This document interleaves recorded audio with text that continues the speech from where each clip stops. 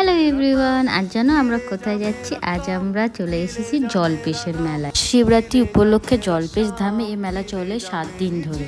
নানান রঙের ফুল গাছ থেকে শুরু করে জোর জিনিস সবই এই মেলায় পাওয়া যায়। দিনের বেলায় গিয়েছিলাম, যেহেতু দিনের বেলায় ভিড়টা একটু কম থাকে।